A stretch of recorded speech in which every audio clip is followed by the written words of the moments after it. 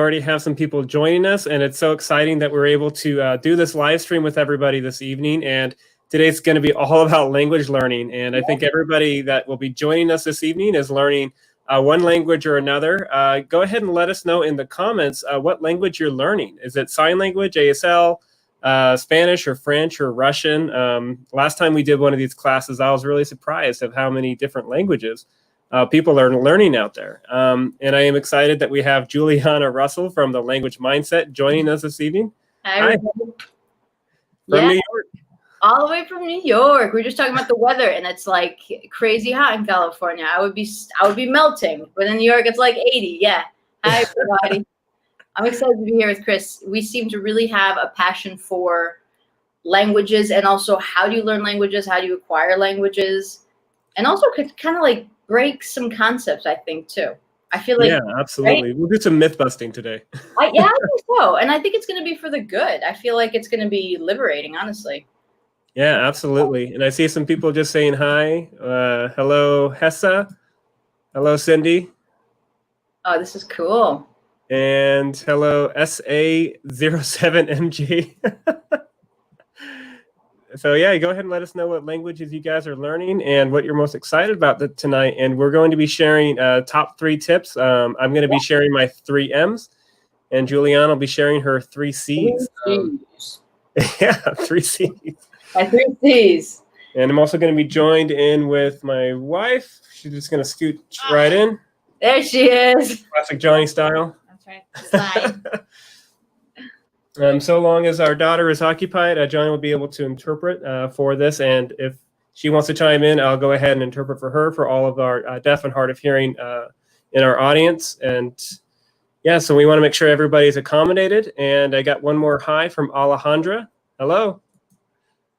Oh, okay, so I've been trying to learn Latin and sign language.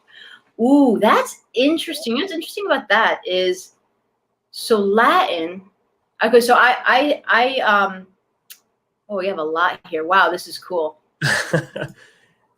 Japanese, Korean, Spanish, Tagalog, and ASL. And we got a polyglot in the making. Oh, this is cool. Yeah, very cool. And actually, speaking of polyglots, you are one. You speak, let's see here, English, French, Spanish, and Italian. And then you're also learning ASL and Swedish, right?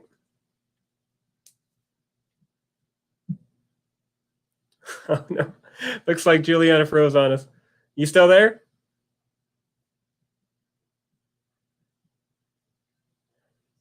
And let's see here. Naji's joining us, and she's saying that she speaks Spanish, English, and is learning Italian and ASL. We got a lot of polyglots in the making here tonight. Cool. I just went away. Did that happen? Did I just freeze up? I think you just froze up for a little bit. I was cool. Saying that you were a polyglot and you spoke English and Spanish and Italian and French, and you're learning ASL and Swedish, right? Yeah. So yeah, Swedish was my like focus last summer, and then all of a sudden ASL just like bumped in unexpectedly. But I'm so happy that happened. It's all because of a friend. It's all about friends for me. Name my buddy Gordon. All right, cool. We have okay. So Spanish, English, and Arabic. Yeah, very cool. I wonder if it's SA or if it's SA. Naji, she just loves languages. Very awesome. Oh, we got a great crowd tonight. Was she? I recognize the name. Was she at the Wednesday? Yeah, she was just with us for the Wednesday group practice session. Cool. Oh, awesome. Okay. Yeah. I recognize that name. Okay, cool. And more languages born in, man. It's English, Spanish, and learning ASL, and want to learn sign language from Mexico. Mexican sign language. Go ahead, yes. All right. You know what? I have this great app. Maybe Alejandra already knows about it, but it's called Spread the Sign. And has all international signs. So if you want to look up Mexican signs, they have that. And you can put Mexican versus American, and you can do this together. You can get lost in this app. Let's put it that way, but it's awesome. Oh, yeah, that's cool. Great. Awesome. Well, Chris, so you've got your 3 M's. Yep. And Why don't you start off? What's your first M? Okay, my first M is, let's see if I can pull it up. Hey, it works. Mindset. And so I wanted to talk about mindset because really I think that's one of the most important things before we start learning a language. Because if we kind of start it with the wrong mindset, we can really set ourselves up for disappointment in a lot of ways. And so I just wanted to touch on a fixed mindset and a growth mindset. And I think we've talked about this before, especially with Carol Dweck. Yes. And you inspired me to go pick up her book. This little guy. Yeah, right, because I did my thesis on that, my graduate on it. I forget what we talk about. We talk about so many cool things. All right, yeah, for sure.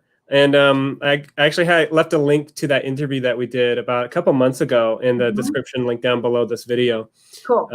But anyways, let's see if I can get the image to change. There we go. Oh yeah, this is good. Growth mindset versus fixed mindset. And so I was just going to take just a few little things that are in here. I lost my mouse, so I was going to try to do this solo. Okay, we're going to do it that way. So growth mindset versus fixed mindset. So the fixed mindset is probably what we're most familiar with. Like I'm either good at something or I'm not good at something, right?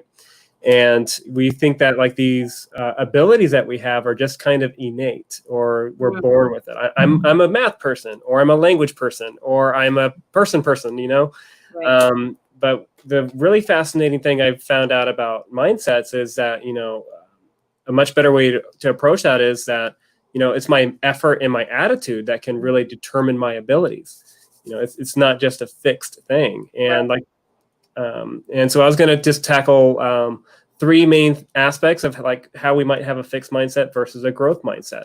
Yeah, put that image back up. It's really strong. If I go away, that's fine.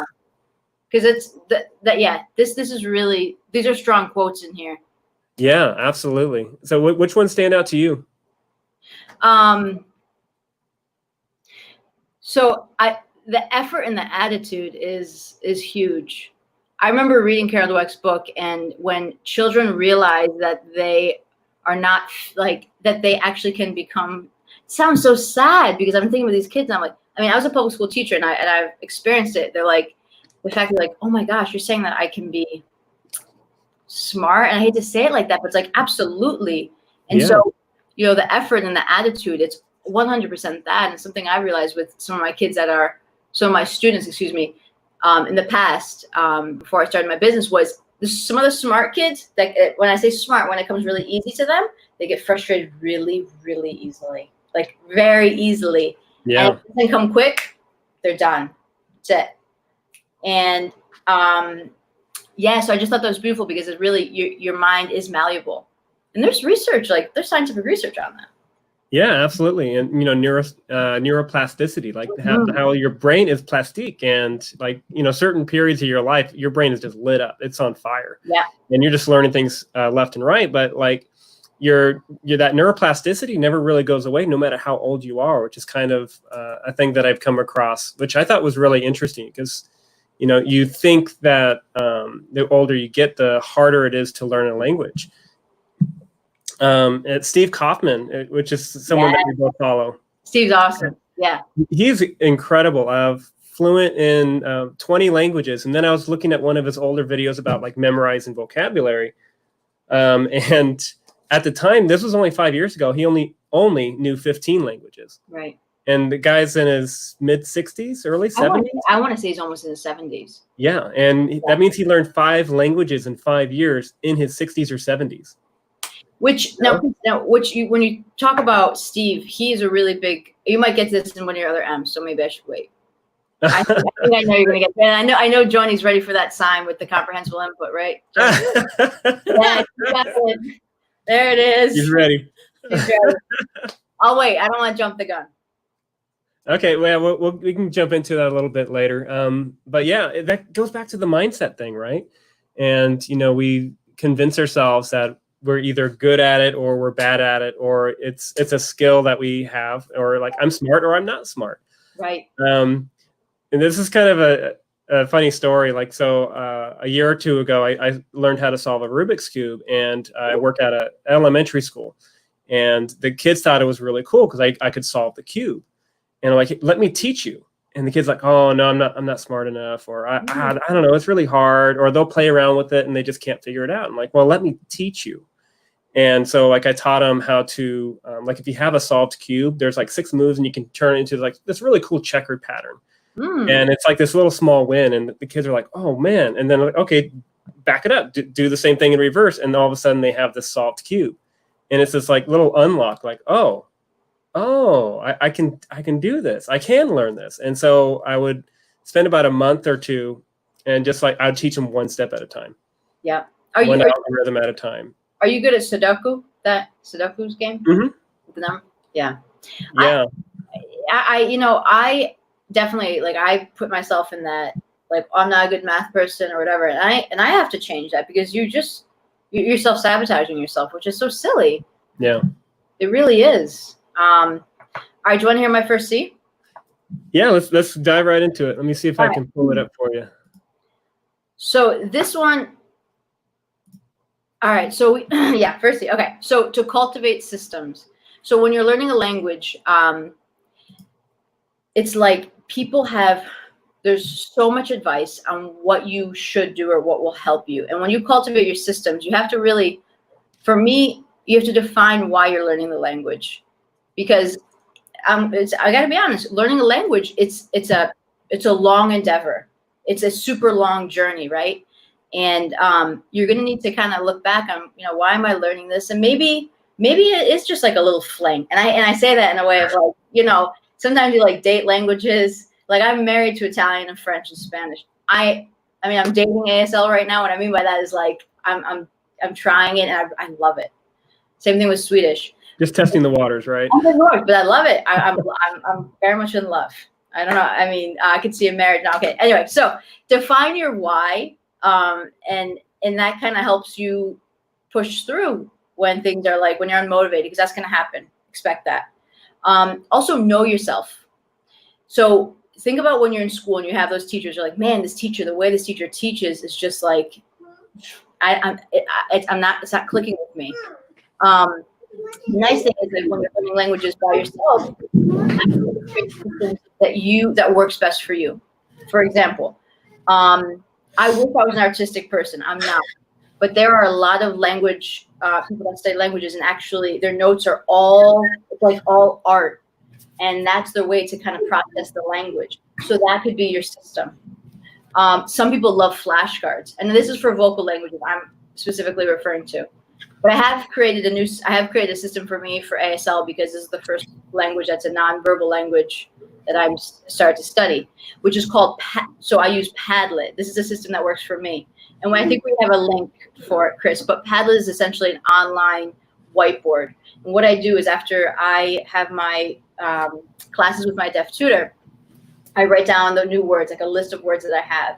And on Padlet, you can create videos. Julian, do you have an upgraded version of a Padlet, or is it an Apple Store?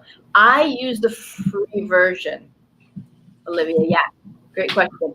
But it might be worth doing an upgraded. I know they've definitely allowed you to have like 3 walls, which is like, so you have a wall, load the wall up. I found a way to kind of like go past it without paying for it.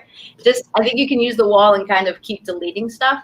But basically what I'll do is if I learn a sign, this is my system. So I first started to write it down. I was like, okay, for the word fine, open 5 hand on your chest like this. No, it was too much. It took too much time, and that system was not going to work for me. So, am I talking too fast, Chris? No, fine. You're amazing. Okay, you're amazing. Is that amazing? Yeah. So anyway, so go on to Padlet and you basically record yourself. And here's another tip: and when you're recording yourself with any language, whether it be ASL or maybe learn a new Spanish phrase, this is advice I would give. Try to avoid isolated words. So say if you learn the word, okay, fine. We're just going like that in ASL, right? Maybe you could just add another word, another thing to it, like today, right, Chris? Yeah. Today, I'm fine. Just like, because that just starts to build this momentum and the chunking of languages, because we don't speak in isolated words. So that's a way to kind of keep the momentum going, right? So that's a system that works really well for me is Padlet. You have to know yourself. Are you a person that's attracted easily? I am. I'm like a squirrel, and it's awful. And I kind of wish I was a more A-type personality, where you can sit down and just, I don't know, be more disciplined. So you have to know yourself and see what's going to work for you. I like to move. So if you're learning a language that's a vocal language, I take a walk. I take a nice 45-minute walk. So I'm exercising and feeling good. And I listen to a podcast. This is going for people that are learning a vocal language. Let's see. We had a bunch of people learning vocal languages, which is awesome. You really want a lot of input. Yeah, people who learn from themselves. Absolutely. If you're doing a vocal language, you know, you really kill two birds with one stone by walking and doing a podcast. I feel like I'm getting long-winded, Chris. But I will say one last thing about the podcast, about my system. If there's a podcast that has a Patreon of like $1 or $5, and you can get the transcript, and you're learning a vocal language, again, do that, because then you're hearing it, you're seeing it, you're taking notes, and then you make your little journal of the words that you want to learn. And that's the cool thing when you're learning by yourself. Someone said, any tips? So essay, souffere, sa, I'm not sure. So for you learning by themselves, I learned a lot of languages by myself. I actually just this year finally got a tutor, because I was like, I really want to continue. I'm only native in English. So it feels really good to have a tutor. Any certain podcasts you recommend? What language are you learning, Jolie? There's a little bit of a delay, so it might take a few seconds. Okay, cool. But I just podcast all the time. I hate doing the dishes, but I put a podcast on and I'll somehow get the dishes done. So it's like little pockets of time there. And another thing too, last French and ASL. What's that? She responded French and ASL are the two languages she's learning. What's your French level? Okay, right off the bat, coffee break languages.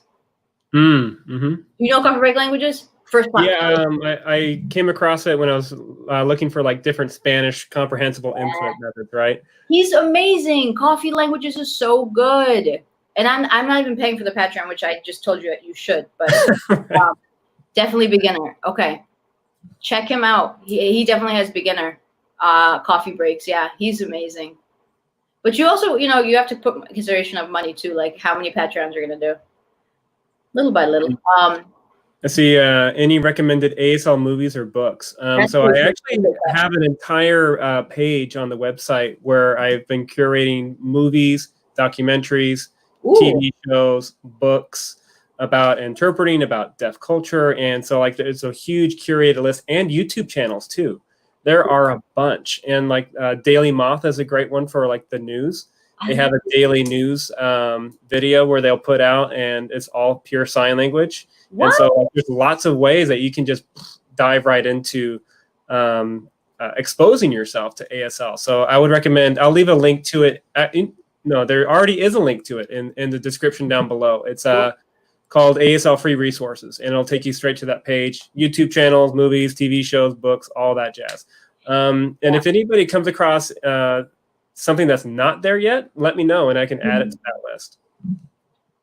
I did find this ASL thing where these guys were interpreting children's books, which was so fun. I can't remember the name of it. Yeah. I'll say one last thing about the systems. If you're really serious about learning the language, you can learn by yourself. Absolutely, totally, totally possible. But at the end of the day, you have to put yourself in an uncomfortable situation. And what I mean by that, you got to get yourself that tutor. You have to put yourself out there and try it. Because when you're in the comfort of your home and doing it, it's one thing. But then when you're there, even if it's once a week, you can even do it once every 2 months, right? Chris, wouldn't you agree? Just like some accountability to try, like you and me doing Spanish, whenever that's going to be. Yeah. Almost, eh? You see. So, all right. What's your next M? What do you got?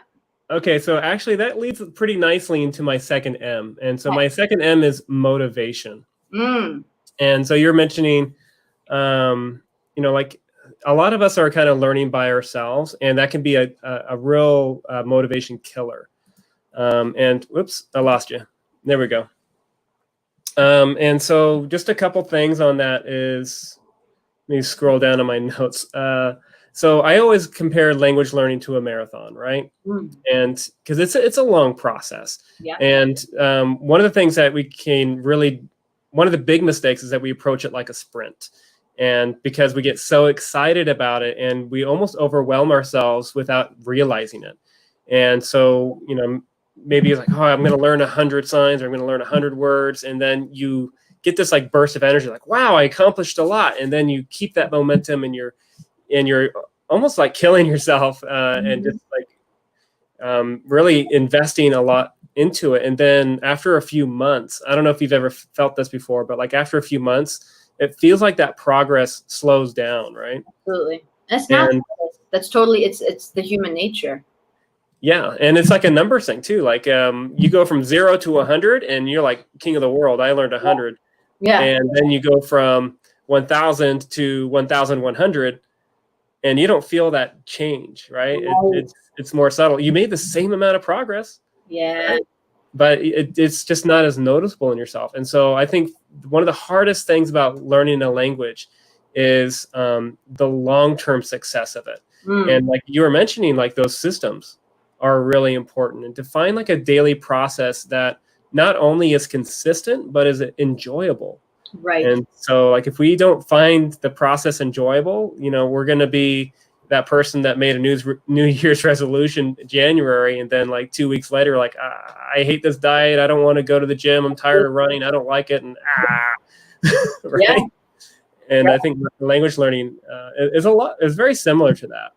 Absolutely. And it's also okay to rest. Like I found myself like with the whole coronavirus stuff, like I started to really invest and went really deep in Swedish and ASL. And now I kind of feel like I'm resting a little bit, but it's okay.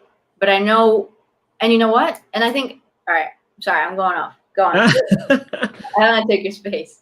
I see a comment from Jolie. I think this is referring to French, and she's saying that she's 134 days deep into Duolingo. That is really impressive. That is very impressive. Honestly, that's much longer of a streak than I ever made. Absolutely. I think I got into, I don't know, the dozens. Yeah, Chris, me too. No, that's impressive, Jolie. Way to go. I would treat yourself something for that. Yeah, and actually that kind of really leads into what I was going to say next, is like celebrating the small victories along the way. Yeah. And like the thing about like a marathon is if we're constantly focused on how much farther we have to go, we're going to really discourage ourselves. And so like, let's say we approach language learning like a sprint, and we're on the starting line, the gun goes off, and we're just, you know, full bore sprinting as fast as we can. And we're like a half mile into it and we're winded. Right. And I was like, I'm out of breath. My feet hurt already. And I can't do this. I have 25 and a half more miles to go. I can't do this. Right. And, but then you forget really quickly, like how much progress you've already made. And it gets tougher the farther along in the race. Like you can get halfway through that race and you could either be, you know, I'm still not there. I'm only halfway there, you know, glass half empty type of thing, right? Right. But, you know, a lot of us forget to celebrate the small victories along the way. And, you know, if we make it to the halfway marker, and man, that is an accomplishment. And so like, for me, I think it's really important for us to celebrate each and every small victory we can. You know, did you memorize your first words or signs? That's a victory. You know, take a victory lap. Did you do 134 days on Duolingo? That's a victory, right? And did you have a conversation for the first time and not struggle to communicate what you wanted to say? Or did you get the finger spell in the first time? Yeah. Oh my gosh. I mean, it's still super hard, but like it's getting better. Like my hands feel more. Olivia's question: do you know of a site similar to Duolingo? So I wish I could show you my screen. I love Memrise. Memrise. I can full screen you. I don't know if you can see that. You can't see my screen. Memrise is great. So it's Memrise. And I think I went ahead and bought the premium version. I think it's MEMRIZE, right? MEMRISE. Memrise is great. This is for spoken language. They got to get some Excel on here. What's going on, right? Memorize. I think I just totally. Memorize is great. I like Memorize, and I also like Moonly. I hadn't even heard of that one. Moonly's good. I like Moonly. It's good. I think Memorize is my favorite. Very cool. Drops is nice. What I like about Drops is you can jump around from topic to topic. So you're like, I'm done doing numbers. I don't want to do numbers. You're like, let's do, I don't know. Let's do luxury, whatever that is. So that's kind of fun. I don't think you really have that flexibility as much in Duolingo. Yeah, I'll definitely have to check those out, and hopefully that helps you out, Olivia. I think, but for ASL though, honestly, there aren't any fun little apps, at least that I know, that would help. So, yeah, I mean, there's definitely lots of ASL dictionaries. There is, like this cute little ASL with Care Bears I bought. Yeah, have you seen that? It's so cute. Oh my god, it's adorable. No, but like learning Duolingo apps with ASL, I haven't found that either, unfortunately. Yeah. Yeah, I definitely have to look into that. And, you know, if anybody watching this has come across like a neat app, you know, go ahead and type it in the comments and we can share it with everybody that's joining with us tonight, or with those that are watching the replay later on. Yeah. Let's see here. Was that your, we're still on my motivation, huh? You're on your second M. But my second C is really just, this pairs up really nicely. And we just did this got together really nicely, I gotta say. Okay, so create confidence. So what you're saying about the small victories, I literally, because I made some notes here to kind of brainstorm about my ideas, and the small victories was something I had mentioned. First of all, let me just say this outright. The fact that you're even at this live, yeah, right, to learn another language, honestly, that is more than half the battle. That is more than half the battle. So the fact that you're here and the fact that you're even in the process of getting it going, that's the hardest part, is getting started. So I would have to say a round of applause for you, honestly, to be here, because that is a huge deal. So the confidence, creating confidence. Confidence is a very interesting thing. I think what I had create confidence, and then later I was thinking about it, and I actually wanted to say create confidence, but I wanted to change it to change concepts. Okay, because Chris, with those C's. With those C's, it's all about the C's. Because I think about it, I'm like, well, what is confidence, honestly? And people, so for me, I'm like, people are like, oh, you're fluent in these languages, and like sometimes fluent makes me feel funny, because if you're like, Julian, how do you say this one word in Italian? How do you say this one word in French? And if I don't know it, does that mean I'm not fluent? Like, you know what I mean? So, yeah. And I also think about for fluency, like, so for example, my husband's a timber framer. And his language, I have no idea what it means. So he's completely fluent in that area. So, for example, I could not have this conversation in French or Italian or whatever about, I don't know, timber framing or politics or something, because it's not really my arena.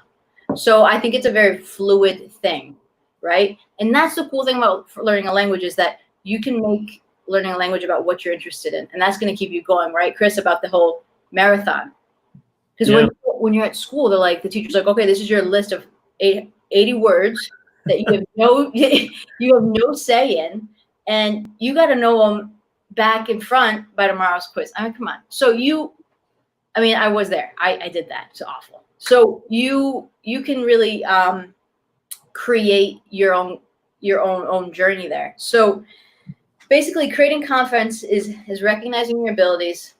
And if you were to put progress over perfection. Yes. Really key. Because I don't even speak English perfectly. I don't. Right? Yeah. So I'm high school grade 11. How should I squish in some time for new language? Oh my God, in 11th grade, it's awesome. Get started. That's so great. Well, what language are you interested in? Master Judic? Master Judic? Or maybe it's Jedi C. Oh, okay. Cool. Yep, I think so too, because I see the lightsabers. Yeah. I mean, the world's your oyster, like with YouTube, honestly. Oh, Chris, that one link I think I told you last minute. For master, if you're looking for a vocal language, easy languages on YouTube. Mm-hmm. Go to. I use that when I teach.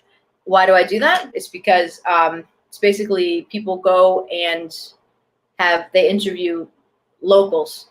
Any random question. Like I remember one was like, "What did you dream about last night?"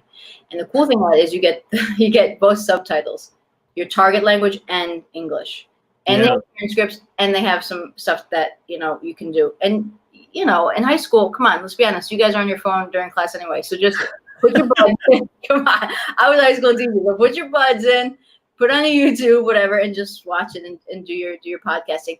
Also, music, Chris, the lyrics training.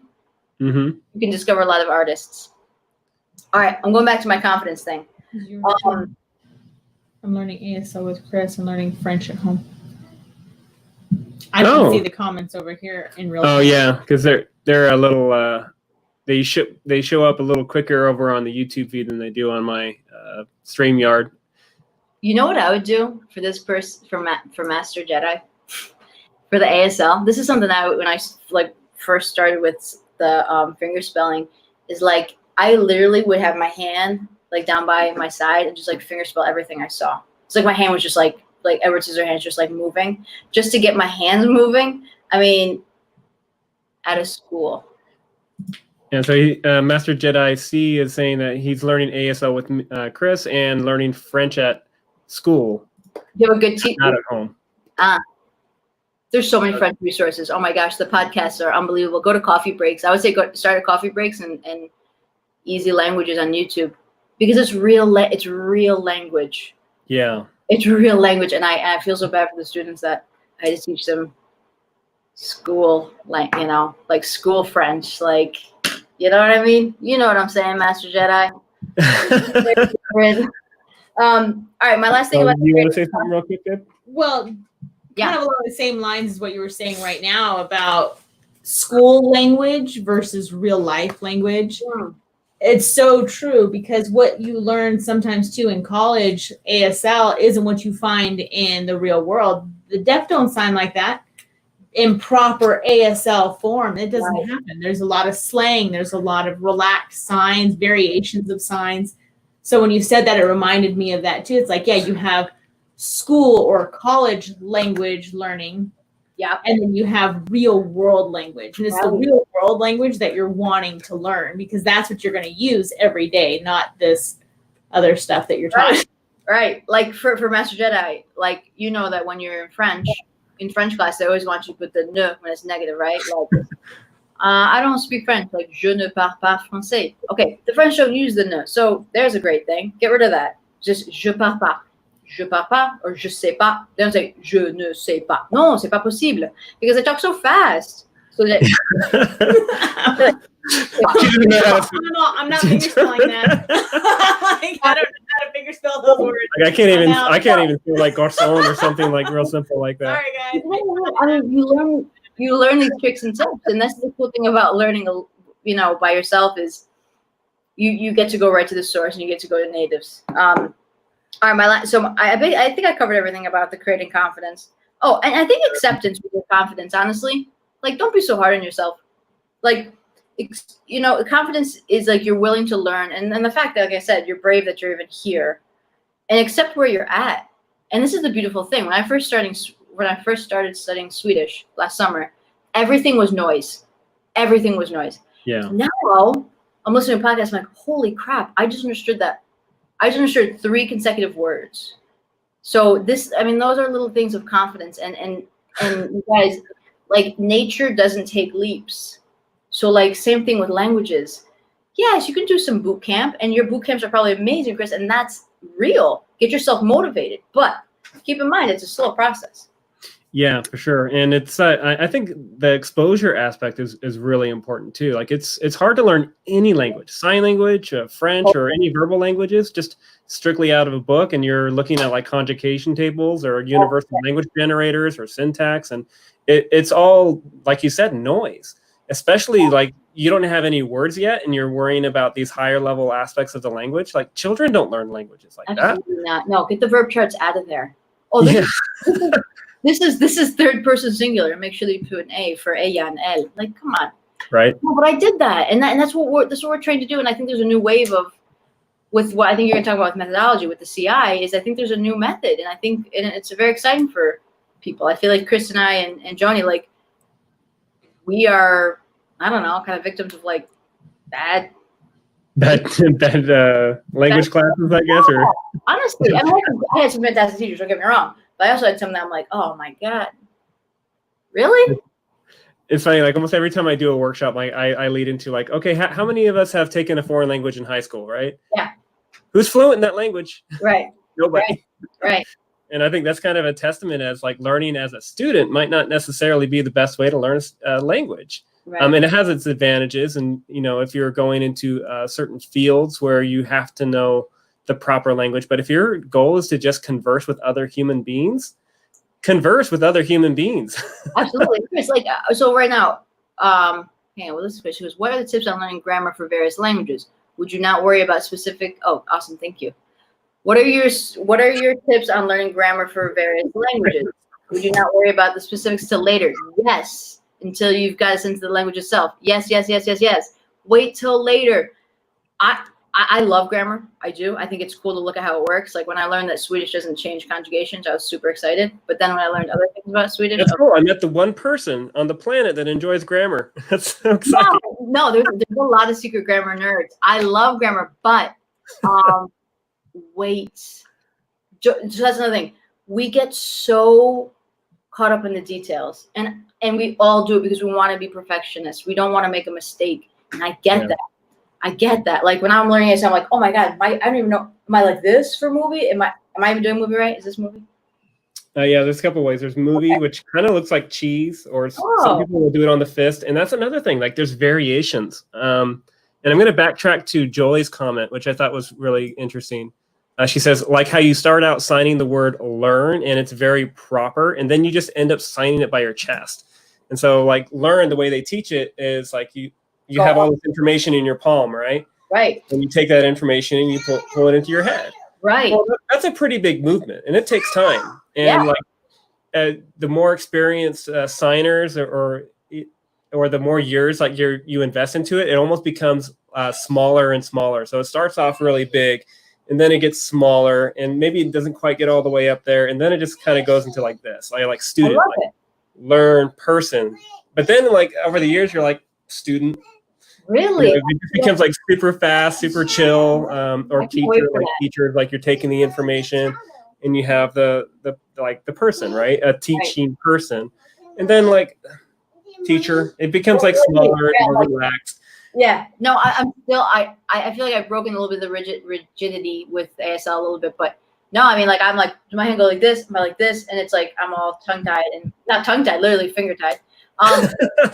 PV says something interesting. He goes, agree on the grammar, or he or she, I'm not sure. Agree on grammar, definitely want to have it down. But if I don't, can you highlight that? Oh, sure. PB. Agree on the grammar, definitely want to have it down. But if I only focus on that, I'll never get anything. Yeah.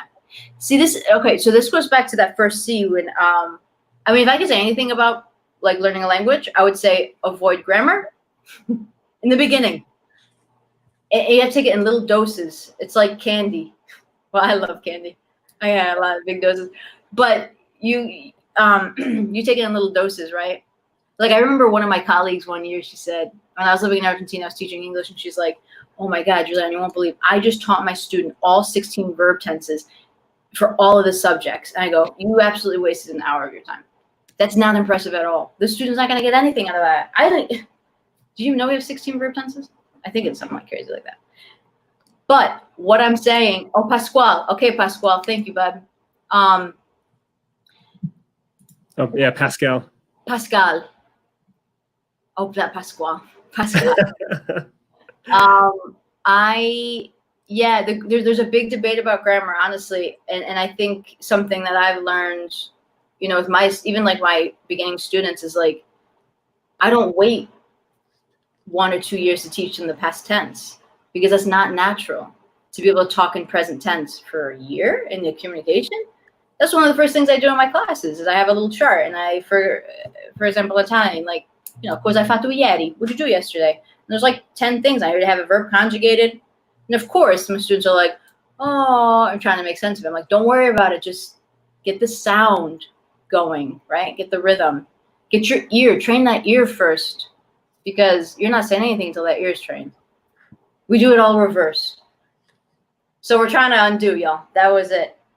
New concepts. All right, what's your third M? All right, let's see if I can pull it up. Come on, computer, don't fail me now. Methodology. This is good. This is very good progression. And Chris, I would say we did this very, we just met for a couple minutes when it was Wednesday or whatever. This is great. This is coming out really nice. I'm proud of it. It's flowing together pretty well. Yeah. So like the methodology, and I'm going to touch on a little bit of another one of my favorite books. And it ironically has nothing to do with languages. The Motivated Brain. Cool. And so this little guy has a lot about, it's made for teachers and how to keep students engaged. But if you are a student, it helps you learn how to be engaged. And in there, it kind of breaks down Norman Webb's knowledge, or web of knowledge, or how does it go now? Now I'm going to have to look it up. Fortunately, I have notes. Depth of knowledge. Olivia's got a question up there. Olivia, we'll get to you in just a sec, because that is a great question. What are your tactics when progressively learning more than one language at once? That's all you, Juliana. Yeah. So, yeah. Okay. What I've found is when the languages are very similar, like Spanish and Italian, it can get a little sticky. So Olivia was learning what? I'm trying to look back up here. She was doing ASL and French and ASL. Oh, you're fine. Oh yeah, you're fine. You're fine. That there won't be any conflicts there. Conflict? No. What's conflict? Okay. There won't be any conflict. Challenge. Conflict, or like opposites clashing together. There won't be any conflict there. Because they're different. But when they're similar, how am I doing, all right? Oh, when they're similar, when they're similar, then it starts to get a little hairy. Like, there are many times, today with actually my Italian tutor, I said something, luckily he spoke Spanish, and I was saying the Spanish word. They're similar, so it's not that that's a bad thing, but I'll definitely insert some Spanish sometimes, or some Italian, vice versa. But because French and sign language is so different, you won't have a difference with, I find you won't get as confused. But find your system, Olivia. Like, for example, the French, get your French podcast and just get it down and just listen. And just listen. Netflix has some awesome series that you can watch. Pop it on. You got some time between when you're, having lunch or whatever, put on a Netflix. That's what I like to do. Oh, for vocal languages, Chris, pointing in there, learning, what is it called? Language learning with Netflix. Guys, get it. $3 or $5 a month, worth every single penny. I don't even use it to its max. And what that does is essentially on Netflix, it has your target language and the English underneath. And you can actually click. So say there's a French word that you don't understand. You can click the French word and it gives you a dictionary. It's amazing. My husband's used to it now because that's what we do with Netflix. Like, I don't know if I'm watching like a chick flick or whatever. I'm like popping it on. Let me watch some Swedish subtitles. I might have a notebook, jot down a word if I like. So that's amazing. And for ASL, I'm actually creating my system still too. But honestly, my system for ASL is doing the Padlet and trying to and whatever I see, I jot down, and I just make my video, and so I have like a whole recordings of mini videos of myself trying to make sentences. All right, Chris. Sorry, I broke you. Go on your methodology. But thank you guys for all these questions. You guys are really awesome. This is very, very cool. I'm loving it. Very excited to talk about this, Chris. I guess we're not the only language nerds. It's great to know that we're not alone. So cool. So the Norman Webb's depth of knowledge, and it's kind of a complex thing, but it's simple once you kind of wrap your head around it. And I won't go through each of the levels, but I'll go ahead and show it up on the screen. And so it kind of looks like a staircase in this image. Oh, yeah. And that first depth of knowledge, it's like that surface learning. And I think this is kind of why learning a language in class is so hard, because it's all about recall and reproduction, right? And it's that rote memorization, and it's just going through the vocabulary list in isolation. Yes. And, and it's a killer. And it's really hard to like, okay, I learned 100 signs or 100 words, but now I have to figure out how to put that in a sentence. And right. Like, I don't know if the words I learned have anything to do with what I want to talk about. Right. And so like, it's all this time and energy, and like, but we don't have a lot of time and energy to spare, right? When we're learning a new language. Mm-hmm. And so the more effective we can make that learning, the better. So as you kind of climb through that ladder, it goes to like applying the knowledge, strategic thinking, and all the way at the top is that extensive thinking. And at the top is when you start making things creative. And like, you really have to kind of work on it. And this is an interesting statistic I came across. So we learn a new piece of information, and in 24 hours, if we don't review it, we forget about half. I think it's like 54% or something like that. Yikes. And if we don't review it in like 28 days, it's practically gone. It's like 18%. Yes, Madison, Bloom's taxonomy. Yeah, absolutely. Yeah. Yeah. Yep. Exactly. I have that like on my desk, so I try to make sure I'm not in the red when I'm teaching. Yeah. Well, really, I try to avoid recall as much as possible. Yeah. Oh yeah, absolutely. And yeah, I'm the same way, and I'm big proponent of just utilizing the language that even if it's limited, getting outside your comfort zone, and like that's the progress maker, is getting outside your comfort zone, right? Chris, we're already outside of our comfort zone. And that's too. When I think about it, wasn't you and I talking about this, that we're out of our comfort zone all the time when we teach? Yeah. That's yeah, absolutely. Yeah. We're saying that. We're like, okay, so you're not native deaf, and I'm not native other languages, just English. But you're out of your comfort zone the whole time. And it's like I said before, we started this meeting, this Friday chat about like, you're super brave to be able to be doing this anyway. So you're out of your comfort zone. So embrace the uncomfortability. It can be exhausting, but it's worth it. So what's your methodology? So your methodology is looking at those kind of different not squares. English words that come from So again, like the systems, like it's going to be different for every person. And so the thing that I really encourage students to do is to inject some creativity into it. And like, say, for example, this might not be as creative, but it's more strategic. Take like one step down, but like you're being strategic about the learning. So like, let's say, for example, you want to watch the news, and like you go to the Daily Moth, right? And you're watching it in sign language only.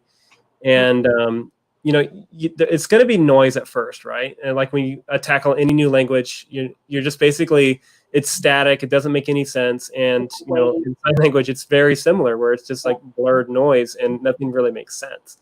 But for those channels that do have closed captions, you can, in most cases, like toggle them on, toggle them off, and like toggle them off initially. And, don't overwhelm yourself. Don't do it for like a half hour to where your brain just shuts down, but maybe just a minute or two, and then go back, turn the captions on, get some context, and then go back again and turn the captions off, and really kind of put your brain into gear. So you're just working at it, and you're actively learning instead of passively learning. And like the more work we put into it, like we earn that knowledge, right? And it's going to stick a lot better. And then you can add something on top of that, like a picture or an image or some kind of mechanism that can help you remember. And like we do this all the time, like when we're writing down, like instead of writing the gloss word for a sign, like connect or relationship, like maybe it'd be 2 circles on a page, and that not only shows you what the sign physically looks like, but it can also be very representative of what the concept is. It's like these two things are united. It can be united. It could be a relationship between 2 people, or they have that connection, or it could be physical connection, like a chain link. Memory aids. I have this great dictionary, ASL, with all these memory aids, like that helps me remember to practice. It says to polish. It's like, right? Practice to polish something. Yeah, practice. And it's like polishing, I don't know what this is. Yeah, no, memory aids. Totally. Yeah, and so going back to like the statistics is so like take that same piece of information that you learn, and if you don't attach any like imagery to it at all, and you just you try to recall it or reproduce it or memorize it, you're only going to remember just a small fraction, and I think it's only like 10%. Like if you just somebody tells you this is the sign or this is the word for whatever, and 3 days go by, you don't review it and you don't attach any imagery to it, like it's barely there. But if you attach some kind of image to it and you put some creativity behind it, you can recall it about 60% of that information. I mean, sixfold, that's huge. And so like the more we work at it, the more creative we can make the process and the funner we can make that process, right? Like it's the whole intrinsic versus extrinsic thing. Like if it's not intrinsically rewarding and we don't enjoy the process, human nature, like, forget that. I'm not going to do it anymore. Yeah, it's true. and that goes back to that first thing I was saying, is like, what's your why? And sometimes you might be tired, and that's fine. Like it's the intrinsic is that's real. Yeah, very much so. And like we see that with students all the time. Like I felt so bad for this one student learning vocabulary, and the teacher would only use flashcards, nothing else. And it was like these hour-long sessions, and he had to memorize stacks of these flashcards. And they can be really effective, but like there's a limit, right? Sure. And this kid was like so detached, so disengaged. Like if he looked at one more flashcard, he was like, I'm going to leave. Right. And like we started creating games out of it. Like, hey, you know what? We can take this flashcard concept if you really are attached to it, but let's gamify it a little bit. Let's give you a 60-second timer and see how many you can go through. It's crazy. Hey, let's have a race. I'll do it for 60 seconds and then you do it for 60 seconds. Let's see how many we can do it. Make it competitive, make it fun, make it engaging. Maybe draw pictures with it and do a memory game where you flip them upside down and you have to match the picture with the word, or there's all these different ways to like make it fun. It doesn't have to be this like tedious process, right? Right. I'm saying, what ASL book do you have for the memories? The book I think she's referring to what I said. I got this book at the library. This is dictionary. I'll get you the name. It's actually pretty. I think it's pretty old. But it's by Rod Butterworth. What a name, huh? Butterworth? Rod Butterworth and Mickey Flondon. Here we are. Awesome. I'll have to look that up and throw that in the description. I got this from our local library. All right, so like, okay, here. So flower. Hang on a minute. So flower. I'm bad with this. Okay, so flower. It says memory aids. Suggest smelling a flower. That's a bad one. Sorry. Some of them are great. It's actually not that bad, because that's one way like we kind of remember it. Like you have the flower and we smell flower, so that kind of makes sense, right? Yeah. Or like I know one where like, again, this is kind of just to save time so we don't have to write the word, but I know some of our friends would use this sign, like this is to match or to fit together. And so they would just draw two tiny little puzzle pieces coming together. And that's why I wish I were an artist. I really want to be like a cartoon artist. You know how amazing my teaching could be if I could just draw something? I'm telling you. Because when I draw, my students are like, what the hell is that? But I just wish I could draw because then I would have so much more fun. And I wish that were my system, but it's not, unfortunately. No, but this is cool. This is old, but yeah. Rod Butterworth. That's great. It's funny because like I have some of those older books too. Yeah, like you can see, Chris. This is kind of ancient as far as like interpreting books go. Like this, he has this as is. Like, is this like? Oh yeah. Come on, right? Is that like S? Is that like sign all or sign exact kind of thing? Which is crazy. Yeah, it's very English. But which I guess it's not ASL. It's not really. It's more signed, I think, right? No, this is a great little book. I bring this guy with me to the beach. This is my beach read right here. No, but this is what I'm saying. Like, this is a system. So I got this. I'll bring this because it's compact. Read this before bed. And I'll have my Swedish because those are my focus languages right now. You know, it's really cool. This book, I like it. That's really cool. All right. It's funny, like how some of these books like really show their age. Yes. Like, there's this interpreting book that came out, and I think it was 1980, 1981, just like when the field was emerging. And it's this guy right here. Whoa, that's why. And the picture is like, you can tell this is from like 1980. They're just coming out, and they got like the mustaches and the collared shirt and everything. Yeah. Brilliant. But it's actually it's still a lot of it's very relative. So like, it's interesting to kind of go through like the books of various like time periods and kind of see how things have evolved. Yep. This is a really good memory aid. Okay, spring, grow, mature. What can you do that sign? What grow, mature? Grow or mature. Do the first one. This one? Yeah. So it says, open fingers of the right hand as they pass through the left C hand. This is super helpful when they say, and you taught me this is one of our first lessons, was talking about using signs to help you with another sign. What I mean by that, using your left hand through a C sign or an open five or whatever, closed fibers. Those are super helpful. You're starting to make those connections. And that's why learning is in isolation. So the memory aid says, suggest young shoots coming up from the ground. I mean, that looks pretty similar, but I don't know. That's what I've always envisioned. Like, it kind of looks like a plant just slowly coming out of the ground, right? And it's growing out. Yeah. I love it.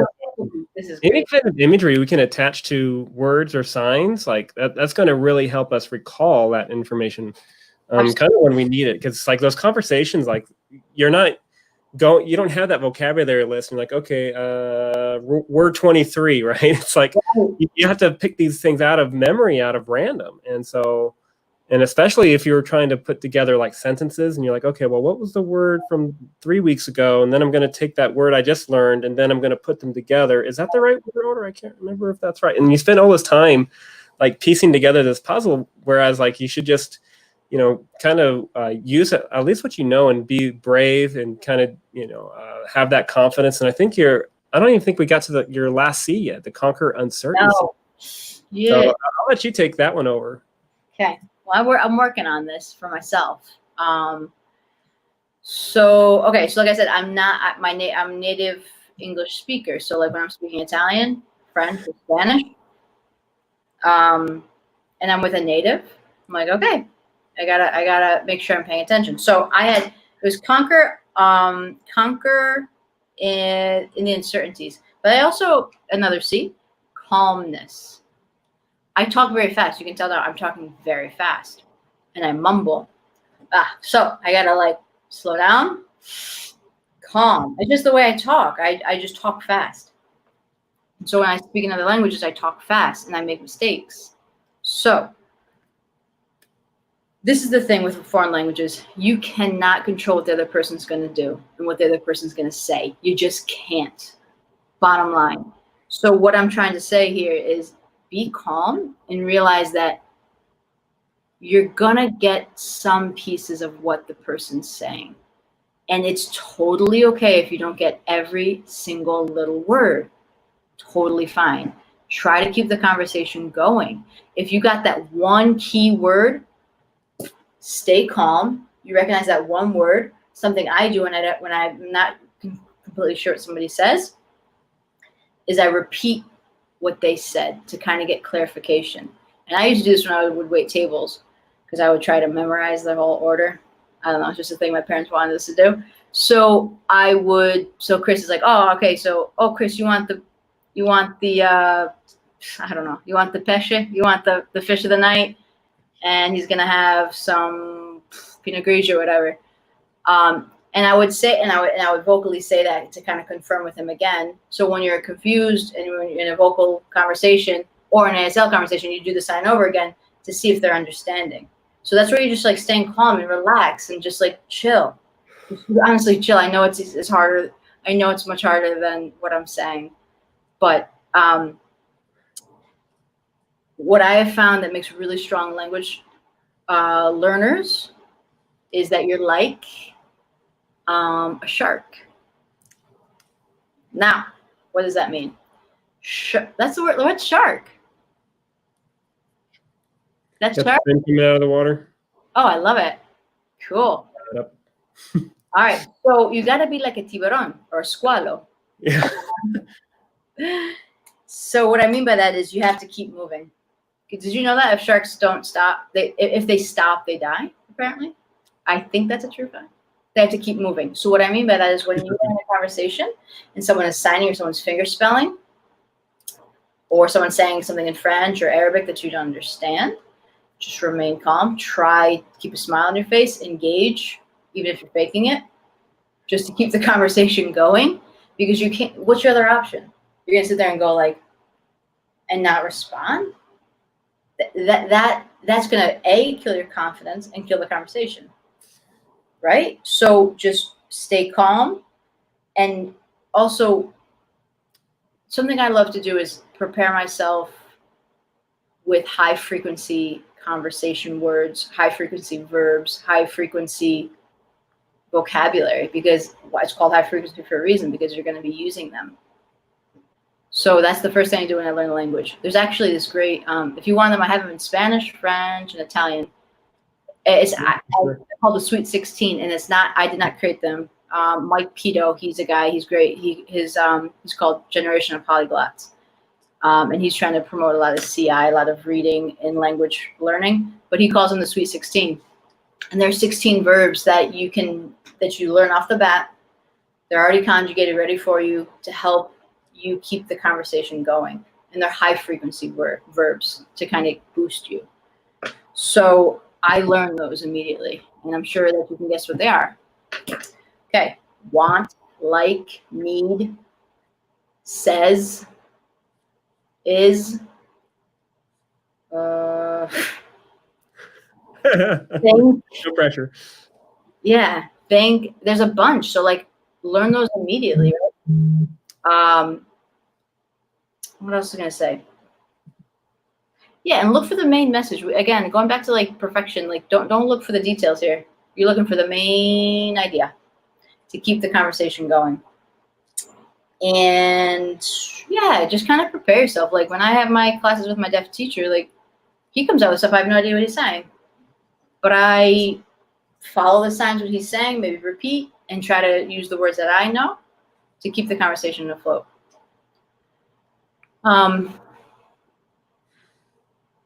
So frequent thing. I got a couple questions about divvying out your study time. So how do you divvy out your study time between different languages from Olivia? And then Joy says, that's a great question. That is a great question. Well, what about you? Well, hang on a minute. So, like, I think she's referring to like if you're learning multiple languages simultaneously. This is a me question. Dora, yes, exactly. Super duper side note. Yeah, keep swimming, Olivia. It's true. And sometimes you might be swimming slower, I think, because sharks, I think they have to sleep. But just sometimes, like right now, I'm swimming slower, but my Swedish classes are going to start back up in a couple of weeks, excuse me. So the heat's going to be back on, but we always need to repose. All right, how do you divvy up your study time?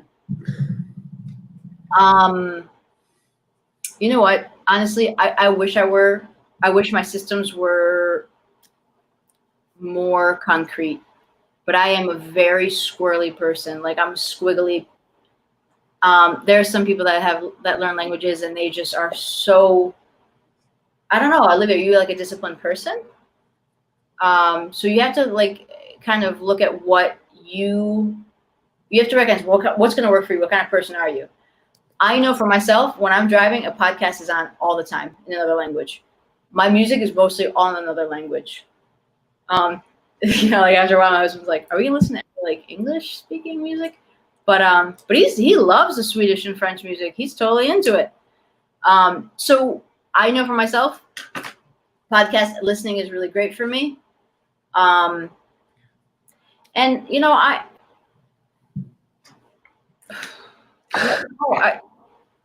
you know, for me, I feel like my systems right now, like I kind of have to like reevaluate kind of where I'm at. I kind of feel like I'm in a lull, and that's okay too, right, Chris? Like you're gonna get into a point where you're kind of like you're going full steam, and it's like the marathon, and then there's points where you're like, I'm taking like a little baby break. Yeah, absolutely. It kind of reminds me of this book. It has, again, nothing to do with language learning, but it's called The Dip by Seth Godin. And he kind of talks about like how anytime we start like something new, we have like this initial like burst of energy, right? Yes. And like anytime like we get excited about something and we want to set a goal or we want to create a system, in the beginning, we have all this energy and this excitement. So we have all this progress, but then eventually we kind of go into this dip, right? Where we lose that potential energy and we kind of lose that initial like that initial boost, and like then we start having to fight those feelings of like, oh, I'm not making the progress as I was before. Man, this is really hard. You know what? I don't understand as much as I thought I would. Or maybe you just had like this really bad conversation. You said the wrong thing. Like years ago, I was trying to learn Vietnamese, and they have 8 salutations depending on who you're speaking to, right? Wow. So there's like chào chi, there's chào anh, there's chào ba, and then you have like the inflections in your voice, which can change the meaning. And I think it was chào ba or chào ba. It was one of those, and you're either calling somebody or you're like politely saying, "Oh, hello," like to an older woman than you comparatively, or you're calling them like an old goat. It's like super similar, and then like you're really embarrassed. I'm like, oh, I don't know why you're laughing, or I don't know why you're so offended. I thought I'm being polite, and they're like, how dare you? Oh my God, why does language can be cruel that way? Honestly, like be careful with the Spanish word for excited, man, or embarrassed, because you're either saying you're pregnant or a different kind of excited. That's appropriate. My poor brother, that happened to him. Or hungry for ASL. I'm sure most of us have made that mistake. Wish for what? For hungry. So like this is a sign for hungry, but if you do it like really fast and repetitive, it means something totally different. Sure. Got it. Olivia, actually, I want to say one last thing about divvying up time. Okay, so when I book like lessons, I do it super early in the morning. So there's nothing else that can get in my way. Like I'm talking like 6 a.m. Like I do switch at 6 a.m, but then I'll like do it and I'll go back to bed. Like for me, I think it's the little things. Yeah. Like a lot of times, like the reason why learning a language in school is really hard is because you're really only attacking it like once a week, maybe twice, right? And it's like for an hour, and because we forget so quickly, half the time it's just relearning the stuff that we forgot from last week. If we can figure out a way to make it daily, right? And I think that's the secret sauce. It doesn't have to be a lot, maybe 10, 15 minutes. Right. But so long as it's every day, that really has a cumulative effect to where that can be much more powerful learning 10 or 15 minutes a day than like a huge study session 2 hours over the course of a weekend. Agreed. Right? Agreed. Totally. So I think when it comes to like finding out what works for you and divvying out your time, figuring out like what's the least amount that you can like really do on a daily basis. Is it 10 minutes, or maybe it's a word goal or a phrase goal? Like I want to learn 5 signs every day, or I want to listen or watch to a video 10 minutes a day. Something small, something that you can really accomplish fairly easily, so you can get that small win and then build upon it. Okay, 10 minutes worked. I want to do 15. I want to do 20, and then steadily build yourself up, because you don't want to go the other way. You don't want to say, I'm going to do this an hour a day every day for the rest of my life. And you get a month into it, you're like, it's that sprint, right? You're like, you're at the half-mile mark, and like you're winded, your feet hurt, and you want to quit. Right. So, just little things. Eleanor says, I've been trying to learn. Cool. I love this feature. This is so nice. ASL with songs on YouTube. My trouble is the mirror image. Is it imperative to do the signs opposite to the signer? Oh man, this is tricky because sometimes you don't know if that person is right-handed or left-handed too. So we used to do that all the time. But like if you're in it for a little while and you're pretty familiar with like what a sign typically leads with, like, you know, your right hand, if you're dominant, your dominant hand tends to lead most signs, right? Mm-hmm. And like a dead giveaway could be like if there's any finger spelling, it's like, okay, what hand did he use to finger spell? Mm-hmm. And you can mirror that and flip it. But like if it feels like a little awkward, then maybe you should do it. And it's funny because we did that so often, and like we're shadowing what's being on the videos, right? And it really aids with your muscle memory, so it helps you with the production of the signs. But it can be really tough when you don't flip it, because then you get in the habit of leading with your non-dominant hand, and then you have to like make that switch later on, which can be really difficult. But like we've done that so often, now it's hard for me to mirror it the other way. Like anytime there's those dancing games, or like you have to do the workout video and you have to mirror it. And so now, like if I do that in a group, I'm going the opposite way, because I train my brain to mirror the image. So if this is going on over here, I'm copying it with my right. And so and I've been doing that for like over a decade. So now it's hard for me to switch back. I think I mirror too. What's that? I think I mirror too. Yeah. Because when I look at my hand, I'm like, when I look at my deaf teacher, and I'm like, I always look for his right hand because he's right-handed. So I try to find, I'm like, how is that going? And try to, yeah. No, it's tough. I see Olivia is being really brave with one of the mistakes she made in Spanish. It's not your mistake, so it's not as brave as I thought. It's a friend. A friend had called our teacher hot in Spanish when he was trying to say it was hot outside. Nice. Yeah. It could be worse. Aren't there two different words though? Like caliente is like more temperature hot, and then isn't there another one for like, oh, he's like really hot? Well, yeah. You have, if you want to say the weather, you say, hace calor. Oh, calor. That's right. Or if it's like, oh, like mira, el arroz está caliente, like the rice is hot. But yeah, they have to, like hot. I mean, you say caliente. Like, what if it was like a person, like mira, hey, look at that guy over there. There's a lot of different ways. You say, es hermoso, está bueno. That's very like, oh, he's hot. Like he's Like bonita work, or is that more like beautiful? What's that? Like bonita, like for a woman. Yeah. So yeah, bonita. Like hermoso, where it's like handsome. And you can say hermosa. Like you can tell your wife. You can say, oh, Johnni, eres hermosa. You're beautiful. So like bonita is there, then hermosa kind of goes up. I feel like hermosa. Yeah, like bonita's more cute, right? Yeah, it's more pretty. And then, like the other one's a little higher of like, oh, you're beautiful. Guapa. You got guapa too, which is guapa. Yeah, that's nice. And el guapo. And guapo. Sí. You can be like, oh, Chris, eres guapo. You're handsome. Eres guapo. It always reminds me of the movie Three Amigos. I don't know if I've seen that. No? Oh man, it's hilarious. But like the main character, the main bad guy, his name is El Guapo. Oh, nice. Name for my puppy. You know, we're naming my puppy. My husband's naming it. We're getting this. I told you we're getting that Boston Terrier. Just one second, guys, and then we're going back to it. So we got a little Boston Terrier, and he wants to name it Mijo. So it's basically like Spanish slang. Mi hijo, my son, is just Mijo. Right. Kind of like little bro, little dude. It's kind of fun. So. Mijo. Cool. So Madison, she said certain signs like left and west have to go in certain directions. Right.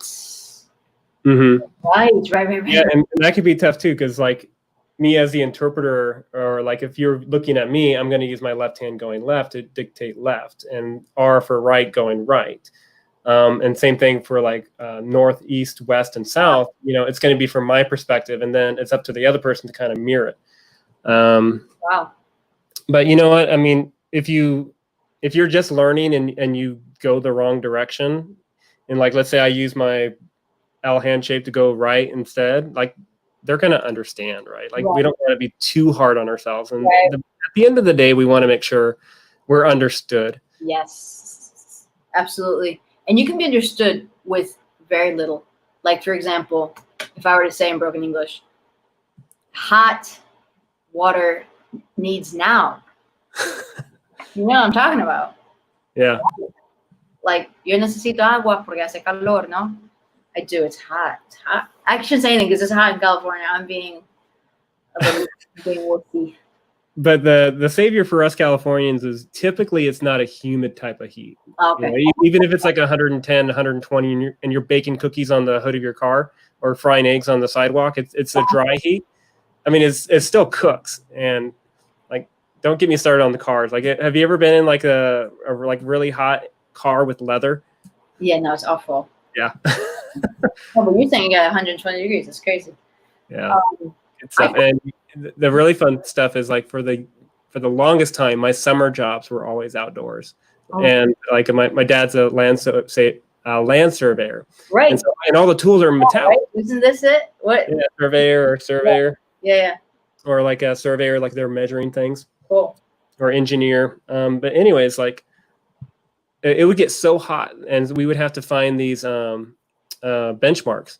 And typically they're on top of the roads, right? And you use these benchmarks so you can measure the distances between like the streets and the relative locations of the houses and the elevations of various things, like the padding of the house or the foundation.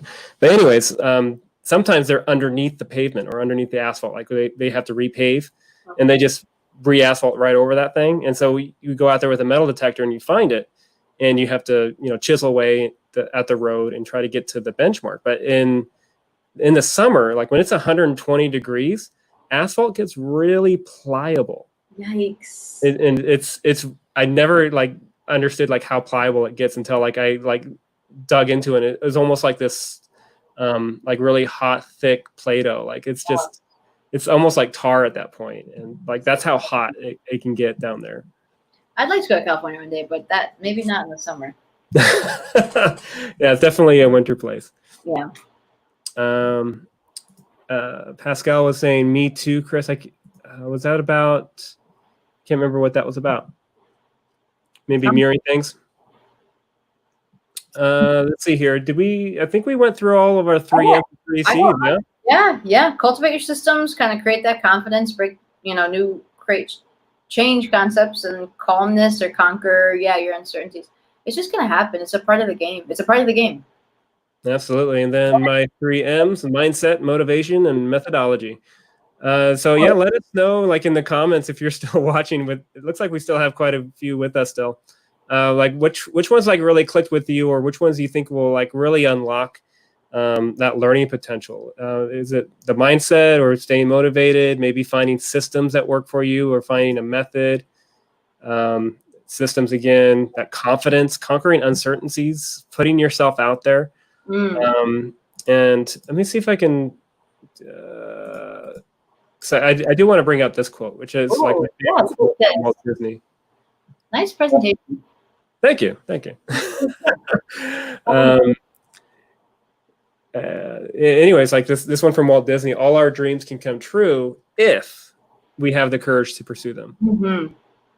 And like I think that's like such a powerful thing for any of us. And whatever that dream is, having that courage to pursue it, like learning a new language, it requires a lot of courage because you're gonna make mistakes. It's a matter of when you will embarrass yourself, not if. And it's a long process, and enjoy the journey, and have that courage to really pursue it, because in the end, it's worth it.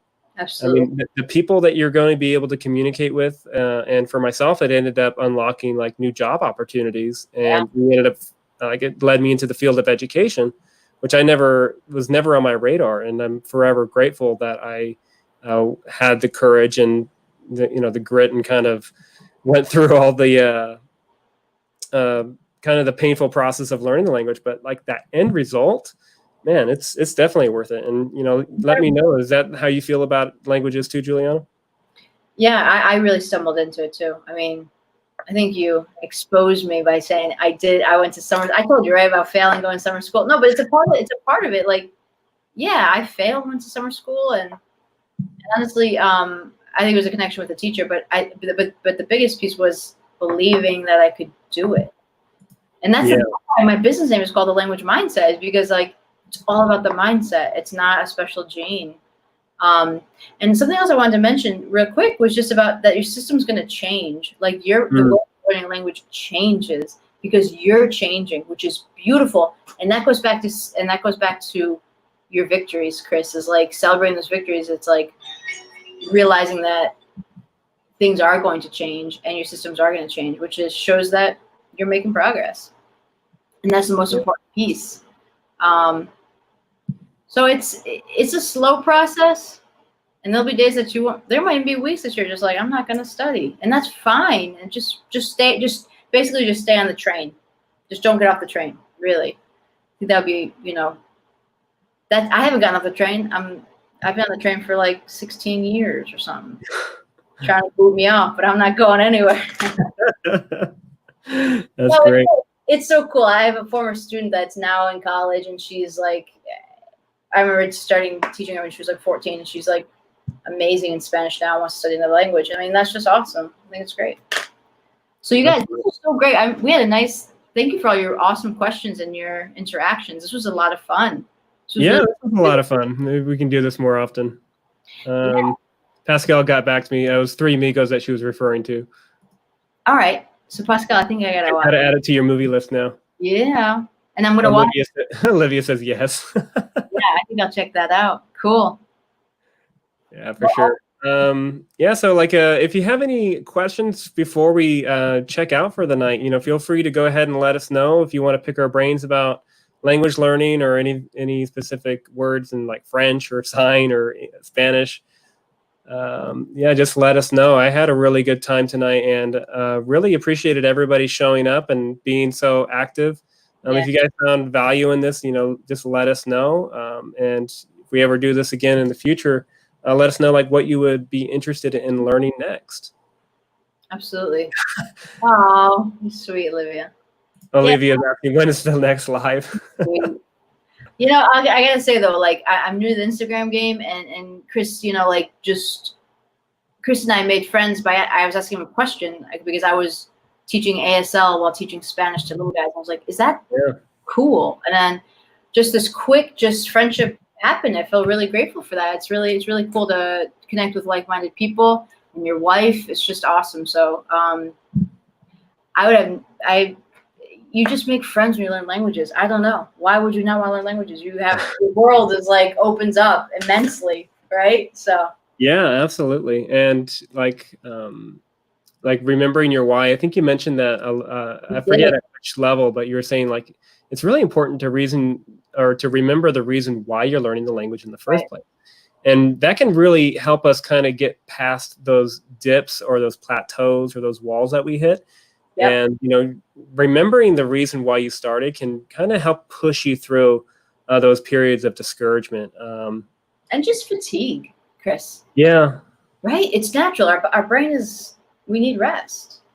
And kind of also just you're distracted sometimes. I don't know. It's just coming from me. And I don't. Coming from the squirrel. I'm a squirrel. I want to be a little more. Or the dog from the movie Up. Yeah, right. Doug? I think that's his name. God, what a great movie. Doug, yeah. Doug, yeah. Squirrel. Squirrel, yeah. But no, I think for myself, honestly, is like I just go for it. That's my personality. I go straight in. You got nothing to lose. Who cares if you make a mistake? Right, and I've heard you say this before, and I say this too. Like mistakes are our best teachers, right? Yes. And we learn a lot more from our mistakes than we ever do from just getting it right the first time. Absolutely. Amen to that. Master Jedi C is asking, where can I get all those ASL books?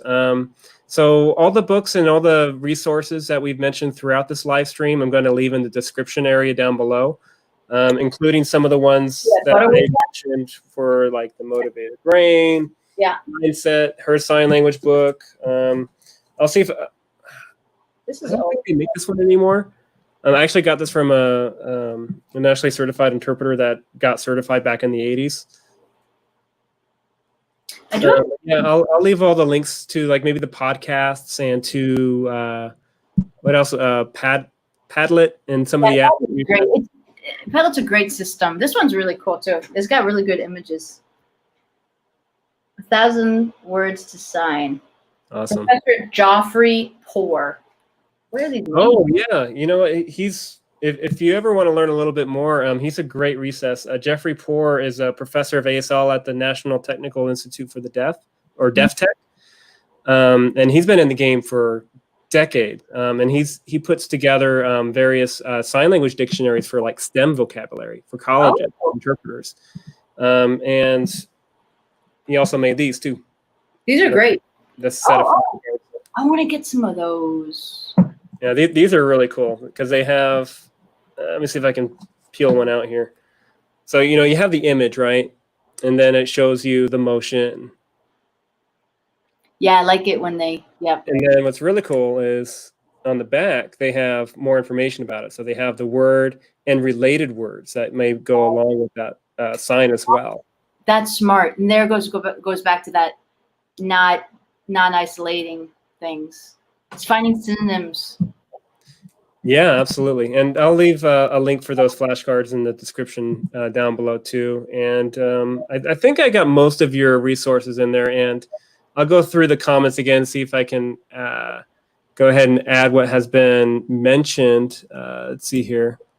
One more comment. I'm still a bit lost. I don't want to be training the brain only to be all not making sense, as I find it very comfortable not to mirror. Are you referring to like mirroring videos or music or interpreting? Train the brain making sense. So, well, maybe whatever works for Eleanor too, right? Like whatever system. Yeah, absolutely. So, like for me, like I've gotten a lot of mileage out of just learning kind of how the brain works and how like how we can kind of circumvent like the whole like I forgot what I learned yesterday aspect of it. Or like you can get a lot of mileage out of like productivity books, like learning how to be more productive, and that can help you with those systems to like yeah. No, I'm laughing about systems. I'm like, create a system, and I'm like a squirrel. But Chris, you seem like you are very you love intellect. Yeah. Like you're very interested in that, and I'm not. Now we're both very different learners, and so that's important to know. Like, right? Like that's gonna help you. Versus yeah, me, absolutely. A fancy tech tool is gonna help me. Like Pat. Yeah, and like those tools can be vital. And it's funny, like the more students I find myself working with, like the more varied the approaches. Like some people just love just diving right into the deep end, and whereas other ones are just petrified and they just much prefer to like watch a video, or maybe it's music. And I want to interpret music, or I want to learn through songs.